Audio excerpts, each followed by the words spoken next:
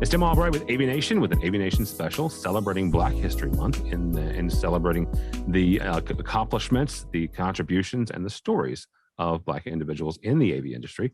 And with me is my very dear friend, Mr. Mike Blackman from Integrated Systems Europe and Integrated Systems Events. Welcome, sir. Thank you, Tim. Well, thanks for inviting me. Always glad to be speaking with you. Absolutely. And I here's the thing. I've talked with you over the years, and you and I have spoken. I've interviewed you a number of times, and you have a slight accent, so you are not from the U.S. No, You're from the UK, and we can talk about. To tell the truth, Yes, I was born in Guyana, South America. It's a little nation that sits below Venezuela and next to Brazil. It belongs to the Caribbean. It's the only Caribbean nation that's not an island. And I was born there. I left there when I was 6 years old, and I moved to London and grew up there. So I see myself as British, but just to add to the confusion, I became a German citizen a few weeks ago. So, but I managed to keep both nationalities. Well, and being when you were born in Guyana, you were a citizen, and correct me when I get this wrong. You were a citizen of the British Commonwealth. Correct. And at some point in the last 50 years or so, the UK kind of grandfathered in folks, and then that's how you became a full-fledged, and I'm not sure if I'm saying that right, but a full-fledged UK citizen. It's correct. So when I went to the UK, I was what was called a British Commonwealth citizen, and I became naturalized in 1966. I went to England in 64, and in 66, I became naturalized when Guyana became independent. So then I became a full British citizen. So one of the things is, and you have a different experience, both from obviously being born in Guyana, and growing up in the UK as a person of color. It's still the UK, and again, correct me if I'm wrong on this. You were still still a minority, right? In the United Kingdom. So let's talk about that aspect, and then kind of how you got into AV. Your mother was a principal, what we would call it in the US, yes. A principal, headmaster, I believe is what you call them in the UK. Yep. And so you were obviously exposed to education early on, but you still had some challenges, growing up in the UK, being a person of color. Absolutely. And I mean, I must admit that I was probably sheltered a lot more than other people. And my mother had a lot of foresight. And the one thing she did is, as soon as we arrived, my parents went to the UK a few years earlier to get settled because they thought it'd be easier to settle without us kids, myself and my brother. Yeah. And just to get settled and make sure they've made the right decision, they left myself and my brother with my grandmother. And I didn't see my mother for about 5 years, or 4 years. And then they were settled, they had their jobs, and my father had gone to study again as well. He was a mathematician, and he studied to be a computer analyst. My mother was having a good career, and they sent for us, and we came and moved to the UK. And my mother had the foresight to actually say, look, if we want to be successful, if we want to move on, we have to do something about our Caribbean accent. So we had elocution lessons, and I hated this, elocution lessons and English lessons when you're very young and all your friends are outside playing, and you're sitting at home, learning. But she had goals. She wanted us to be successful. She wanted to actually provide us with the right tools to move on and progress. But it was a time when there were issues in the UK, and I think we were very aware of that, but it wasn't something that there were probably, how can I say it? There were maybe some things that happened in my life where I could say, oh, okay, that's a little bit racist or a little bit controversial way I'm being dealt with, but I think I was lucky in that the school I went to was quite multinational. The neighborhood I lived in was like that as well. So, but I lived in a part of London where, we were on the borders of areas where maybe it wasn't so prudent to go walking at night. Did your parents do that intentionally? Like, or did they move you guys? And you said they were settled there already when they sent for you. Did Yeah. they settle in an area that was multinational, that was multicultural on purpose? I mean, I actually never ever asked them, but I guess so because when we first moved there, we lived with, in my culture, anyone who's an older person who's not necessarily a relative, you still call uncle or auntie, Okay. and this is someone we had no blood relationship, but we called her auntie, and it was friends of the family, friends of the family, and we rented the basement of their house to start with, and then we moved to another place where we rented, and then eventually my parents bought a house. So the first two places we lived, it wasn't like I walked out in the street and I was the only black person there. There were, in the area, it was a mixed community. I must admit, when we moved to the place where we had our first house, I think we were quite unique there. Yeah. Let's take the Mike Blackman of the '60s and '70s as a young man coming through, university and getting into not just AV but also getting into technology. Because one of the things that you and I have talked about before is the fact that you were instrumental early on, especially in Europe, in getting the technology, both from Microsoft and Apple and several others, into the European market. How did you go from Microsoft and Windows into the AV I, industry? by accident. Just like everyone else. Actually, yeah, take a few years back, I studied and I wanted to be an accountant. And I took a Wait, wait, whoa, sabbatical. whoa, whoa, whoa! You wanted to be an accountant? Yeah, would you believe that? No, I mean, not that you're not good with numbers. Don't misunderstand. Yeah. But you're the most dynamic accountant I would have ever met. Well, what happened was I took a gap year, and I traveled across Canada. I spent 3 months, just doing some cool stuff, and I came back, and I had my place at university, and they wrote to me and they said, "Look, it's a 4-year course. It's a sandwich course, and what you should do is write for a sandwich course. I don't know how you call it in the US, but you do 1 year out as an internship." Okay. And they recommended that I actually started writing to actually get my placement from my internship before I start the course. And I wrote over 100 letters, and those are the days where you wrote everything by hand. Yeah. And I posted all these and to various companies. And of the 100 letters I wrote, or over 100, I had 10 replies. And of the 10 replies, I had 2 offers. And I started to think, wow, it's this difficult to move on. But I was still thinking, I was committed. And but one of the companies who I'd written to also said, "Look, we don't know if we have a place for you in your internship, but if you'd like some work experience for the next 6 months or so, we'd love to give you that experience." And I thought, why not? And that was Reed International.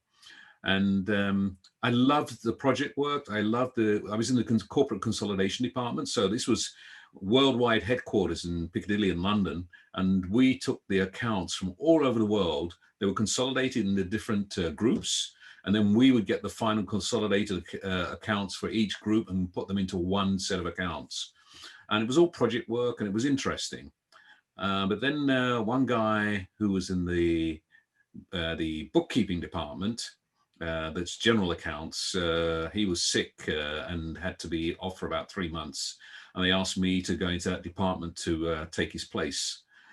And I was struggling every afternoon to keep awake because, it just wasn't challenging. And I suddenly thought, I am not going to spend the next 4 years studying to do this. And so I started looking around and decided I'd drop my course and started running off for jobs. And I had an offer from the Financial Times. And I went for an interview, and at the end of, they wrote to me after, said, "Oh, we thought you were really good, but we think you're too good for this job." And I thought, well, that's a nice way to say no. Yeah.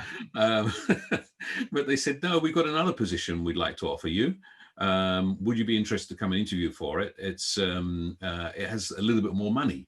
And that sort of said, wow, okay, this is really cool. So I went in, and they had a position in the financial advertising department, and they wanted somebody who understood what tombstones were, and the various different terms. So I started there, and there I was a little bit unique in the Financial Times, but I learned a lot. It was a great experience, but again, it was dead men's shoes for me. You know, you had to wait. I mean, generally, you had to wait for someone to die before you moved up. And after 6 years, I decided that wasn't for me anymore, and I'd got a. I really wanted to sell, and I then went to VNU Publishing and started working on Personal Computer World magazine. That got me into technology, which was really my first foot in that area. And when you grow up in a house where, you know, my father was a computer analyst, my brother was studying computer programming, etc. So, you know, we had the first Commodore PET, we had the first C64, we had those things at home before anybody knew what they were. Yeah. So I had this affinity for it, and loved it working on PCW magazine. And then I got headhunted. Suddenly the phone started ringing, and one of those calls was to go and run the PCW show. And that was my introduction into exhibitions. And I just loved it, working there, launching technology shows. First PCW, which was both business and games computing. And it was funny in those days to actually meet the guys who actually wrote the stuff. You know, the guys who started all these companies like Electronic Arts, and I knew all these people personally, because in those days they were just small 1 and 2 man companies. Hmm. And then I got headhunted again to come to Germany. I'd launched Macworld Expo, Yeah. Deck World, quite a few different vertical computing shows. And then I was headhunted to come to Germany for IDG, to launch the Macworld Expo all over Europe.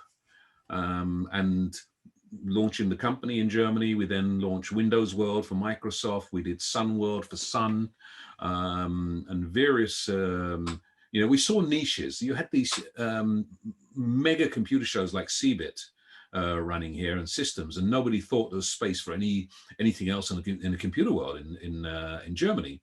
But we saw the niche for these, you know, for Mac, for Sun, etc. And that's what we did, and quite successfully. And then I left them, and I became a consultant, working with firstly with tech companies, and then my love of Harley Davidson dragged me into motorbikes, and running events for Harley Davidson across Europe. But I still had tech, you know, here in my head, and then I started doing some consulting for some companies who were just going onto the internet platform and had no idea what to do. And that was enjoyable. And one day, my old boss, the guy who dragged me to Germany, gave me a call, and he said, "Mike, how are things?" And he'd actually approached me many years before with various offers, and I'd always turned Yeah. him down. And he was a headhunter now, and he said, "How are things?" I said, "Well, you know, it was a time when business was down." I said, "Could be better." He said, "Oh, I've called you at the right time now." And I said, "Okay, what have you got?" And he said, "I've got 3 associations. They want to launch a new show in Europe. Mike, this is tech. This is you. You know, this job is made for you," he said. I said, "Okay, send me the info." And he sent me all the documentation. I went to the websites of CEDIA and Infocom, as it was then, and NSCA. And I was looking and thinking, actually, this does look like fun. This is something I would enjoy. Yeah. And then I was interviewed. Well, actually, there was a lot of discussion. You know, the 3 executive directors had decided they wanted to do this, and everything was sitting with the lawyers, and the lawyers were toing and froing, and it was taking ages. And I said, okay, you know, I was waiting, and I was then getting some new contracts for my consulting work, and one of them was coming up for renewal.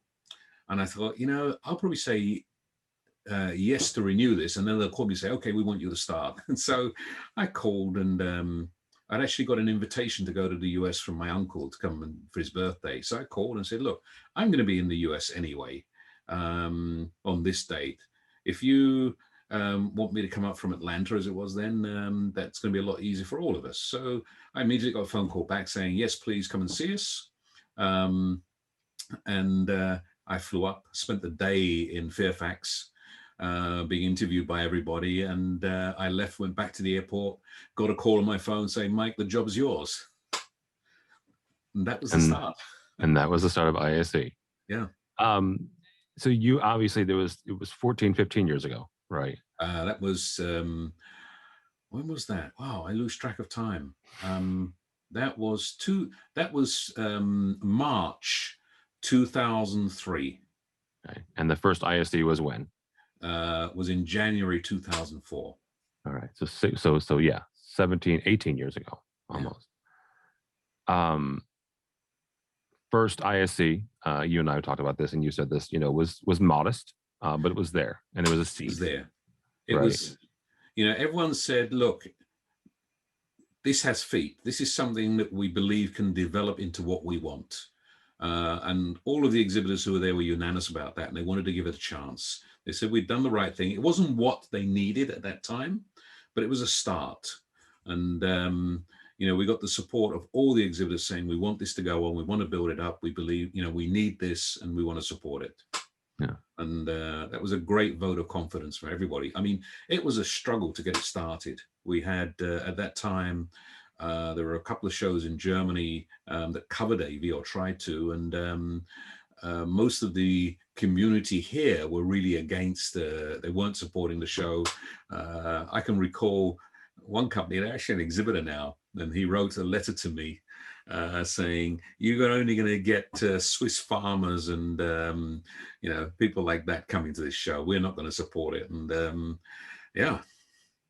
But the Swiss farmers, the first show was in Geneva, correct, yes. Switzerland, right? Obviously, since then, you guys have you didn't bounce around much. I mean, you Amsterdam, Brussels, and then this year Barcelona. Yeah, and it was strange because we, you know, Geneva was a good start. It was just not. It was, you know, Geneva's in Europe, but it's not in the EU. So everyone had to import and export. And that was a big, for, you know, for the Americans, it wasn't a problem. They had to do it anyway. But for everybody else in the rest of Europe, they complained about having to do all that paperwork. Yeah. So, you know, we went back and said, okay, Geneva's a challenge. We need somewhere. And we went around Europe, it was myself and Jason McGraw. We went to all the various venues over a couple of weeks and met with everybody. And we came back and said, Amsterdam. And we had an option to go to Amsterdam the following year. And it really took off. The trouble was that the year afterwards, we couldn't get the venue. We couldn't get Amsterdam. So we chose Brussels for two reasons. One was it wasn't far away. And secondly, we were struggling with the French-speaking audience, getting them to the show. And we felt a little step in Brussels could help us to build on that audience as well. And it did. And then we came back to Amsterdam, and we stayed there until now. Yeah. Walk me through, and you pick whichever starting point you want, but walk me through from, you know, Financial Times all the way through to, you know, the early days of ISE, and even the last few years. I have no doubt that you faced challenges, right? Yeah. And financial challenges, but also, you know, challenges, you know, cultural challenges and race related challenges. What sort of challenges did you face, and how did you overcome those? You know, one of the things I think, and you know, I put a lot down to my mother and what she showed us, and the way she brought us up. You know, they realized that education was the door opener, and both my parents said very clearly, as long as we're studying, they will financially support us and make that happen. That And that's what we did. And they did everything to help and make sure we had a good start. Um, and the Financial Times was it was a great place to be. I think it was quite an open environment in terms of, it certainly wasn't a racist organization in any way. They were very open, but you did notice the little things that maybe there were some opportunities that weren't there for me. Um, and after a while, you wonder: is that because of your color, or is that because of your capabilities? And my mother brought me up to be very, to always be confident about myself. And, after a while, you suddenly realize, okay, if there's no opportunity for me here, then I will find it somewhere else. Yeah. And that's why I moved on from the Financial Times, because the long-term future wasn't there for me. But I'll tell you, I had a great time there. I learned a lot, and it put a lot of credit on my CV, having that there as well. And the people I got to know while I was there was fantastic. I had some very, very good managers while I was there, and I enjoyed the time. I still have a few friends there that we stay in touch, one or two people, but most have moved to different places. But then I moved on, and I think the next job I went to was at VNU, where everything was about your capabilities. Everything, I went into sales there, and they didn't care what color you were or where you came from. They just wanted you to sell and be successful and deliver. And as long as you did that, you were the king. And the good thing from that place as well was that everybody from outside looking for good salespeople used it as their hunting ground. It took a year and a half, and then suddenly click, the phones, I'd be there late evenings and my phone would ring. And first thing, and they'd be headhunters. And I was always shocked. How do you know who I am? Where do you have my number from? And all these sort of things. And but they seem to have their ways, and it just became somewhere where you didn't care afterwards. It was a case of saying, you've delivered, you've shown what you can do. And yeah, it was a great place to learn about advertising sales and getting in the limelight. Talk to someone who, talk to an AV professional, talk to a tech, talk to a salesperson, who may be going through some of these things, right? Who may be having some sort of a bias. What sort of advice would you give them as they work through those struggles and those hurdles? I mean, first thing, I think that most countries across Europe now, that bias doesn't exist as much as it did before. I think at the end of the day, if you're confident about yourself, then people will get confidence in you, and they'll look past color. If you're in the right organization, if they don't look past color, you're in the wrong organization. And there's, my advice to anybody, if you find that as a problem in the organization you're in and you can't change it, then change yourself, because it doesn't make any sense to if the higher up the management level is actually supporting something like that, then you have no future there, and you're better off finding something where you are, where you have a future, where you have the right sort of people around you. And there are plenty of companies like that in our business. I'd say the opposite is very much the exception. I feel very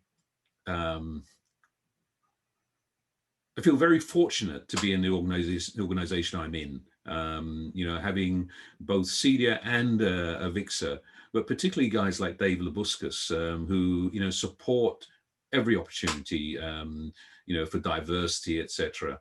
And this just makes a difference. And I think when you seek out organizations like that, then you have a great future. Talk for a second, because about your organization, though. Avixa and CEDIA both co-own integrated systems, but you're kind of the guy who put it together. Yes, You're the one who you were employee number one, and you can correct me on that if I'm wrong. that's correct. And you kind of built your team in the last 15, 16, 18 years. Yeah. How did you do it with, to create such a diverse workforce? Because you do. I mean, you quite frankly, you have, from a gender standpoint as well as a race standpoint, you have a very diverse workforce. How did you do that? We our workforce, it hasn't been done purposely. We've just looked for the right people. Now, when we started, I actually headhunted people who I chose. The first few people we actually chose and brought them in. We have in each place also started programs for trainees and have actually been able to recruit people in that way as well. So there's been no focused effort to have such a diverse group. And if we look at it, I think we actually have more women than men in our organization. We have I think 7 or 8 different nationalities in the organization. We have gay people. It's really mixed, and it's something I always have to think about. Who's in there, because we don't think like that. We think about, we're a team, and everybody is there to actually do their job and be part of that team and support the rest of the team, and that's how we do it. We're small enough that we can manage like that. And sometimes it's almost like a family.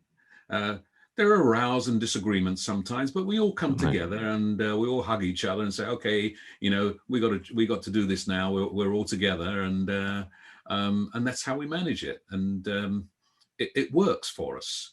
But I say we've never gone out and say, oh, we need another black guy, we need another woman, we need a gay guy, or we need whatever, just to be diverse. It's just happened because we've found people who we've looked at their skills, we've looked at what they can do, and said they're right for the job we have. All right, there we go. That'll be a good place to stop. Mike Blackman, Managing Director of ISE. Thank you, sir. How do people connect with you or Integrated Systems? So you can get me at mblackman, written together, at iseurope.org. So iseurope.org. I'm on Twitter at ISE_Mike. Or you'll find me on LinkedIn. Just Google me. All right, very good. Mike Blackman from ISE. Thank you, sir. For us, for AVNation, go by our website, avnation.tv. That's avnation.tv. You'll find this program and a host of others, including the rest of our interviews for Black History Month. All that and more at avnation.tv. That's avnation.tv.